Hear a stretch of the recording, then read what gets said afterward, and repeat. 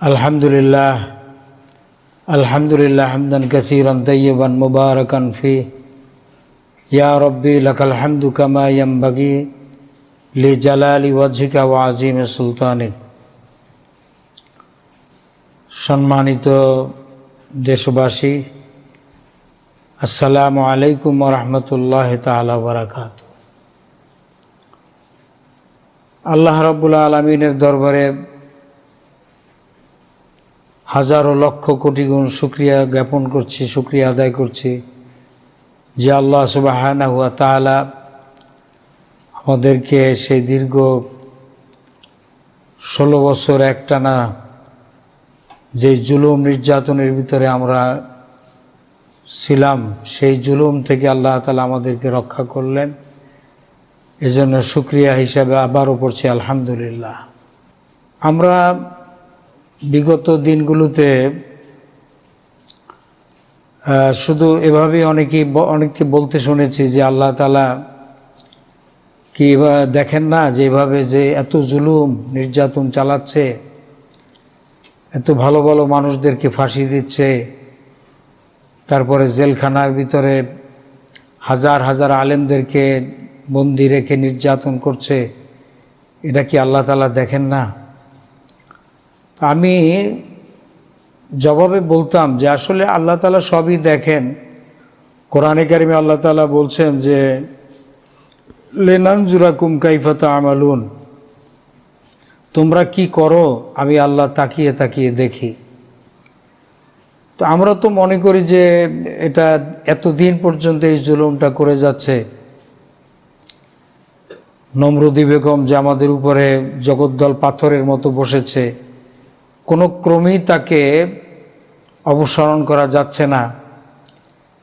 এই পার্শ্ববর্তী মুশরিক রাষ্ট্র ভারতের পেটের ভিতরে আমরা আছি বলে ভারতের সহযোগিতায় নমরুদি বেগম একের পর এক নির্যাতন চালিয়ে যাচ্ছে। এবং নমরুদি বেগম যেরকম কুফুরির ভিতরে নিমজ্জিত,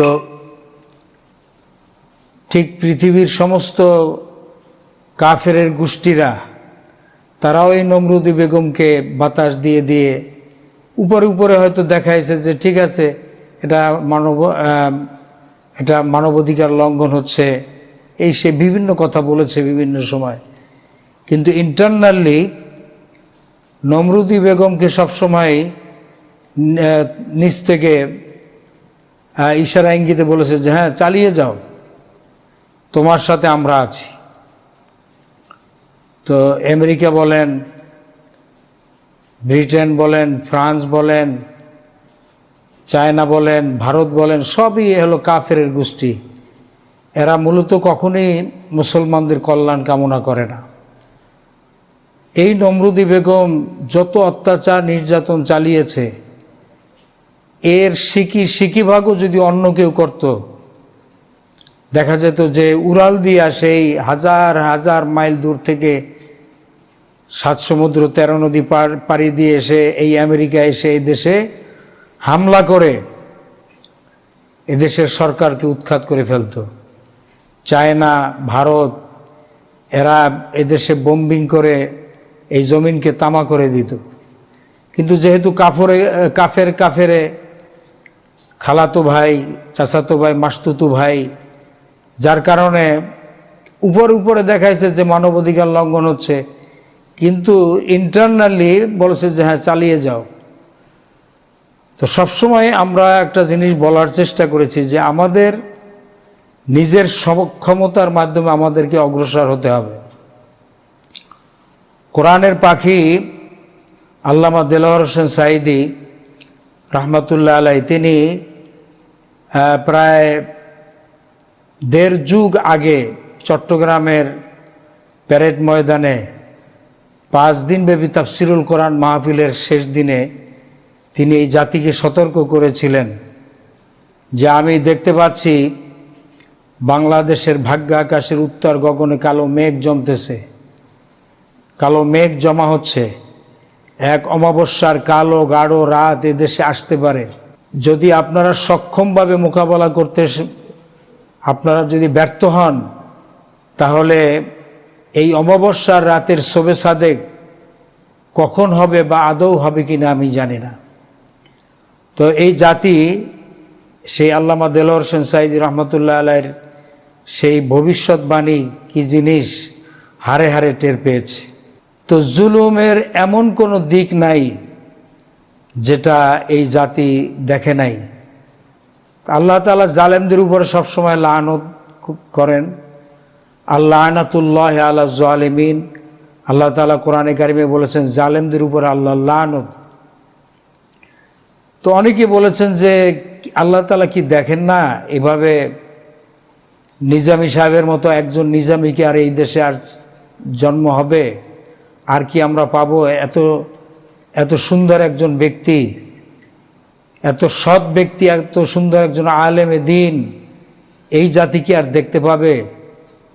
যার হাত দ্বারা তো ক্ষতিগ্রস্ত হতো দূরের কথা, যার জবান থেকে কোনোদিন কারোর জন্য একটা কটু কথা পর্যন্ত বের হয় নাই, সেই আল্লামা নিজামী রহমতুল্লাহ আলাইহির মতো লোক মানুষ আফসোস করেছে যে এই বাংলাদেশে কি আর জন্ম হবে?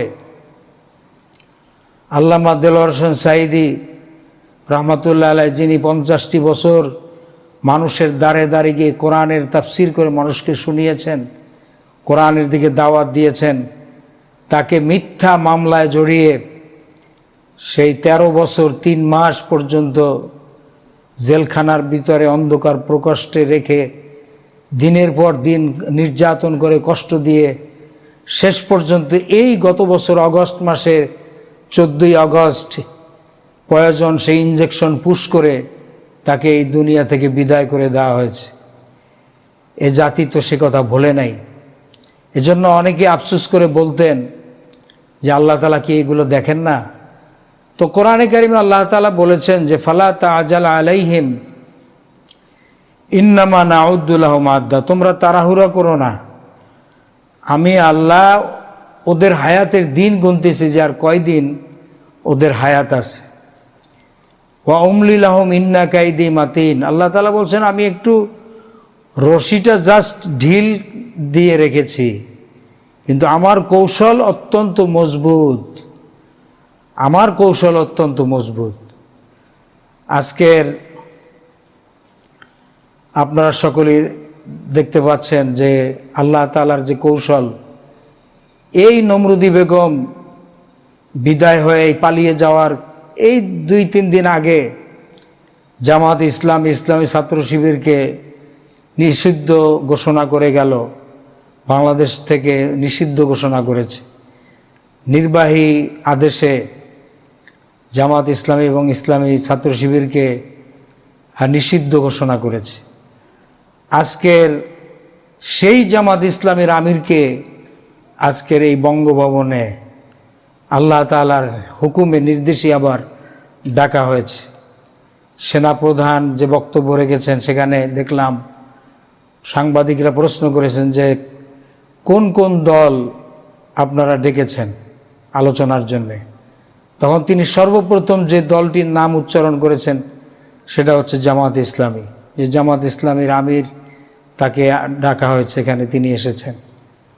এগুলো হচ্ছে সবই আল্লাহ তাআলার মানসা। আল্লাহ তাআলা তিনি এভাবেই করে থাকেন। আমরা বড্ড তাড়াহুড়া করি, কিন্তু আল্লাহ তাআলার কৌশল অত্যন্ত মজবুত। তো অনেকেই হয়তো চিন্তা করেছেন, ভেবেছেন যে জিন্দেগিতে হয়তো এই নমরুদি বেগমকে আর এই দেশ থেকে বিতাড়িত করা যাবে কিনা, সে মরণ পর্যন্ত হয়তো এই দেশের এই জুলুম নির্যাতন সে চালিয়ে যাবে এবং তার রুহানি সন্তান যারা আছে এরা এই জুলুম নির্যাতন অত্যাচার চালিয়ে যাবে। কিন্তু আল্লাহ তাআলার দপ্তরে যেটা লেখা ছিল তাই হয়েছে। আজকের ছাত্র সমাজকে আল্লাহ তাআলা জাগরণ সৃষ্টি করে দিয়েছেন, ছাত্র সমাজ জেগে উঠেছে। আমরা ময়দানে এমনও লোক দেখতে পেয়েছি যারা কোনোদিন এই নমরুদি বেগমের বিপক্ষে আসবে এটা কোনোদিন আমরা স্বপ্নেও ভাবি নাই, কিন্তু আল্লাহ তাআলার ইচ্ছা যেটা সেটাই ফাআলুল লিমা ইউরিদ। আল্লাহ তাআলা যেটা চান ওইটাই তো হয়। বিভিন্ন সাংস্কৃতিক কর্মী এবং বিভিন্ন পেশাদার, বিভিন্ন ইউনিভার্সিটির শিক্ষকরা, তারপরে বিভিন্ন পেশাজীবী যারা আজকের ময়দানে নেমে এসেছেন ছাত্রদের সাথে, আমাদের দেখে অবাক লেগেছে যে এরা কোনোদিন এই নমরুদি বেগমের বিপক্ষে ময়দানে নামবে এটা কোনোদিন কল্পনায়ও ছিল না কারো। কিন্তু আল্লাহ তাআলার ইচ্ছা, যা তাই হবে। ফাআলুল লিমা ইউরিদ, আল্লাহ তাআলা যা খুশি তাই তিনি করে থাকেন, এটাই আজকের বাস্তবে প্রমাণিত হয়েছে। তো আজকের ঈদের মতো আনন্দ উপভোগ করছেন, ঈদের মতো আজকে খুশি আনন্দ। আজকের মনে হচ্ছে বাংলাদেশে আবার একটা নতুন স্বাধীনতা আমরা ফিরে পেয়েছি। দীর্ঘদিন সেই 16টি বছর পর্যন্ত এই দেশে বাক স্বাধীনতা ছিল না। আলেম ওলামা সৎ মানুষ যারা, তারা রাস্তাঘাটে সবসময় আতঙ্কের সাথে চলাফেরা করা লাগতো, নির্বিঘ্নে নির্ভয়ে চলাফেরা করা যেত না। আমরা বাড়িতে যারা অনেকেই আছে যে রাতে ঘুমাতে পারতেন না, আর যারা বাড়িতেও থাকতেন তারা আতঙ্কের ভিতরে থাকতেন।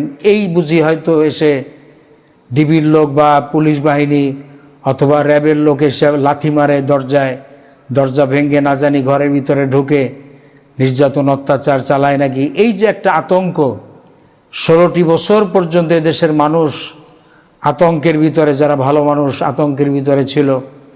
আল্লাহ তাআলা কোরআনে কারিমে বলেছেন, জালেমরা যখন ক্ষমতায় আসে তখন তারা দুইটি কাজ করে। ইন্নাল মুলুকা ইযা দাখালু কারিয়াতান আফসাদুহা ওয়া জাআলু আইজ্জাতা আহলিহা আযিল্লাহ। কোরআনে কারিমে আল্লাহ তাআলা বলেছেন যে জালেমরা যখন ক্ষমতায় আসে তখন তারা দুইটা কাজ করে।